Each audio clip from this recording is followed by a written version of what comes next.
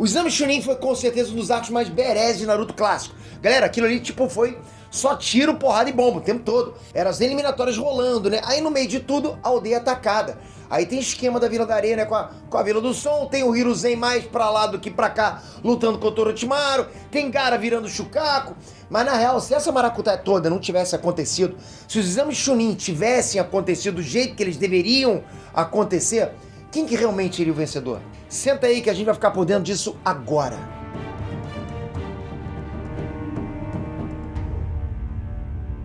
René Trunks, Peter aqui.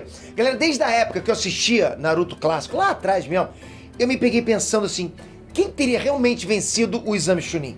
Ok, a gente fica sabendo depois que, por decisão da vila, o Shikamaru acaba ficando com um coletinho verde. Mas eu acho que isso deixou muita gente com a pulga atrás da orelha. Não que seja um absurdo total da Vila da Folha dar a patente Chunin pro Shikamaru. O cara é top demais.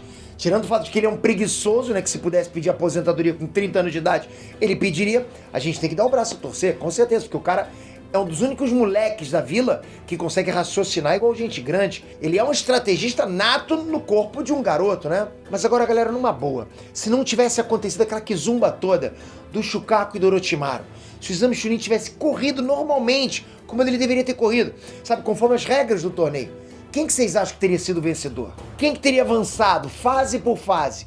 Afinal, seria quem contra quem? Para matar essa dúvida de uma vez por todas, vamos retomar da última batalha que seguiu as regras do exame e analisar como é que ficaria o chaveamento. Naruto versus Neji, Naruto venceu. Shikamaru versus Temari, Shikamaru arregou, então Temari venceu. Shino versus Kankuro, pô, mal começou a luta e o Kankuro peidou na farofa, né? Então o Shino venceu. Então a gente pula direto pra Sasuke versus Gaara.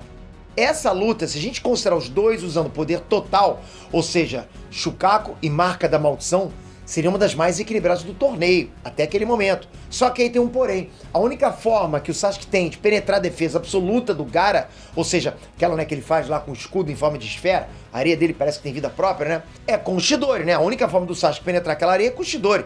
E ainda assim ele não consegue abrir uma brecha tão grande assim. A probabilidade que o Sasuke tem de vencer essa luta é se realmente essa luta acabasse muito rápido e com um golpe muito cirúrgico do Chidori por parte dele, do Sasuke. Mas se a luta se estender até o auge dos dois, ou seja, Gaara com Shukaku e Sasuke com a Marca da Maldição, isso já seria um problema pro nosso Tira aqui, ok? Diferente do Shukaku do Gaara, que confere pra ele não só um aumento na defesa e no ataque, né? Posso dizer também que ele ganha uma espécie de fator de cura, como a gente bem pode ver na própria luta dele contra o Sasuke na floresta, né? Naquela luta, mesmo o Sasuke usando o Chidori, ele não consegue causar dano no Dara. E somando o desgaste do chakra do Chidori, mais o consumo de energia que a Marca da Maldição exige do usuário, né? O esforço do Sasuke acabaria se transformando em prejuízo e dessa forma ele ficaria cada vez mais vulnerável, enquanto a força e a resistência do Gaara só aumentaria. Até porque aqui a gente está lidando com um Jinchuriki e um portador de Juin, que são formas de poderes proibidos completamente diferentes. A Biju concede chakra ao portador,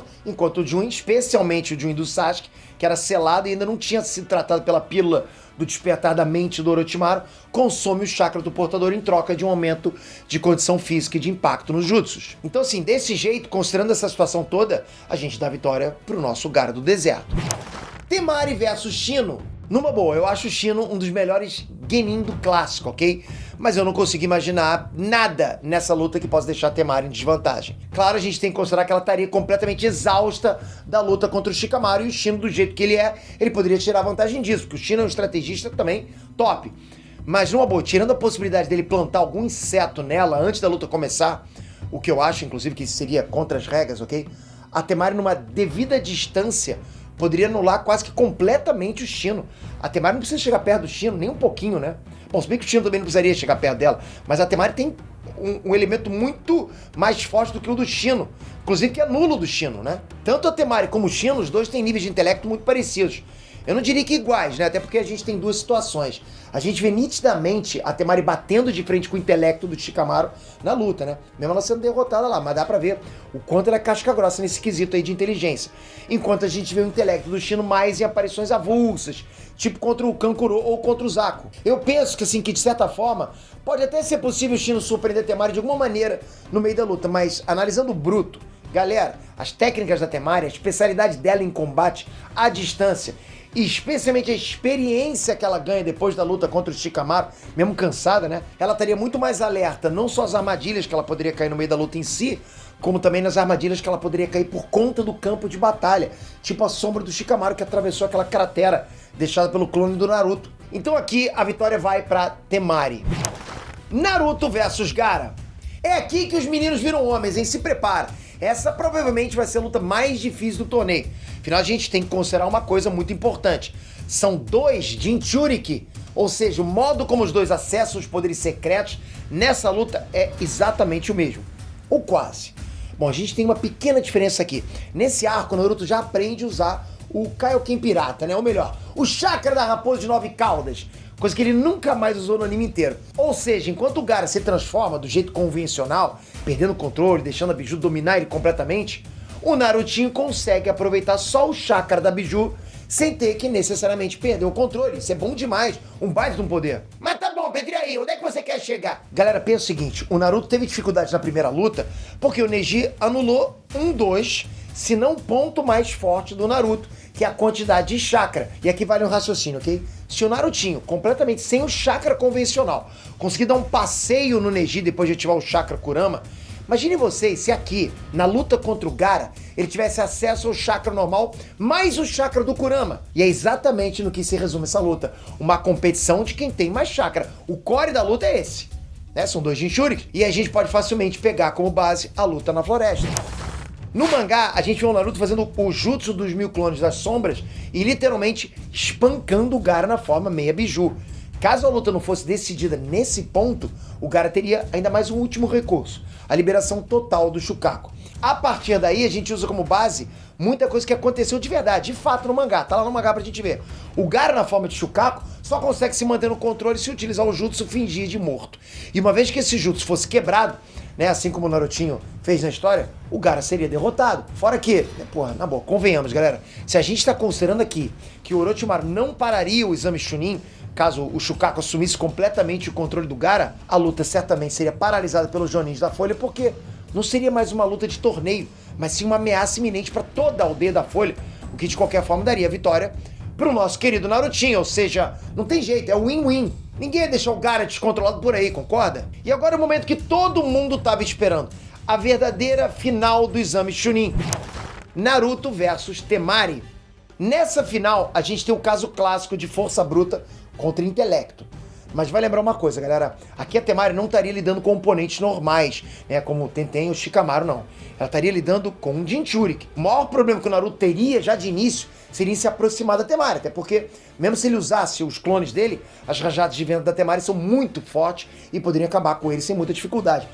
Uma rajadinha, todos os clones dele iam desaparecer que nem bolinhas de sabão, né? E o mais importante a partir de agora, ela já estaria alerta aos ataques subterrâneos do Naruto. Então aquela estratégia de usar um clone para atacar por baixo já está completamente batida, ela já estaria manjando aquilo. A Temari viu isso acontecer contra o Neji, e principalmente caiu na mesma armadilha contra o Shikamaru. E certamente que a Temari, pô, inteligente do jeito que ela é, não deixaria o raio bater 2 vezes no mesmo lugar, galera. Ela é inteligente, estrategista, ninja. Então a primeira coisa que eu deixo claro é, se o Naruto for de peito aberto, igual ele fez com a maioria dos adversários dele, pode ter certeza que ele vai tomar um vareio da Temari.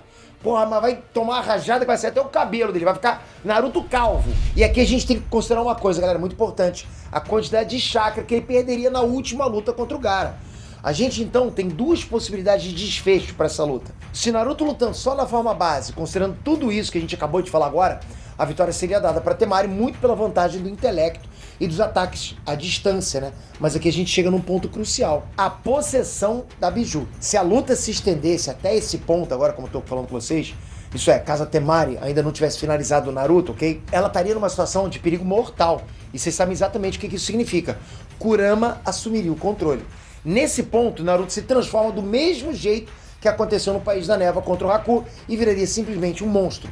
A força e a velocidade dele aumentariam tanto que muito provavelmente ele destruiria o leque da Temari, assim como ele fez com os espelhos do Haku. E na boa, né? A Temari sem o leque seria um coelhinho defeso na frente do Naruto transformado. E se isso acontecesse, galera, o maltrato seria tão grande que muito provavelmente a luta seria paralisada. Alguém ia apitar, chega! Apita mais seu Jonin de parar a luta, então a vitória vai ser da Temari. Não nessa situação. Naruto, com a possessão da Kyuubi, não necessariamente representa uma ameaça para a vila. Até porque quando a transformação ainda não tem caudas, ela é fácil de ser controlada. Mas muito provavelmente a luta seria paralisada porque, o Narutinho estaria tão fora do controle que muito provavelmente ele trucidaria a Temari, mas esculacharia a Temari. Ainda mais se ela tivesse completamente defesa, sem um leque. Mas, galera, ele tá possuído. E ela sem o leque, o que daria aquilo ali? O Jonin da Folha não teria outra escolha a não ser parar a luta pelo mesmo motivo que pararam o Neji contra a Hinata. Neji literalmente espancou a Hinata até a ponto dela ficar à beira da morte. Mas ainda assim a vitória foi dada pra ele, né? Assim como o Naruto teria que ser detido caso ele tivesse literalmente massacrando a Temari, mesma coisa. Mas de qualquer forma a vitória também seria dada pra ele. Então o verdadeiro vencedor do Exame Chunin é Naruto Uzumaki. Não tem como a gente ir pro outro caminho, galera. Essa análise foi muito bem feita. Ele mesmo, nosso querido Narutésimo Casca Grossa, muito provavelmente seria o vencedor do torneio caso o Orochimaru não tivesse atacado e já teria dado naquela época, inclusive, o primeiro passo em direção ao sonho de ser Hokage. Teria vencido um torneio muito casca grossa. E você concordou com essa análise? Já larga a sua opinião aqui embaixo, seu comentário, que é muito importante. Toca aqui agora, ativa o sininho. Vamos junto agora sempre trazer temas nerdísticos nesse portal multiversal nerdístico, que é o Enerd. Você aqui dentro sempre vai saber tudo sobre os personagens, mas tem que estar com o sininho ativado, é muito importante, hein? Senão você tá fora. Obrigado de coração, galera, até a próxima. Fui!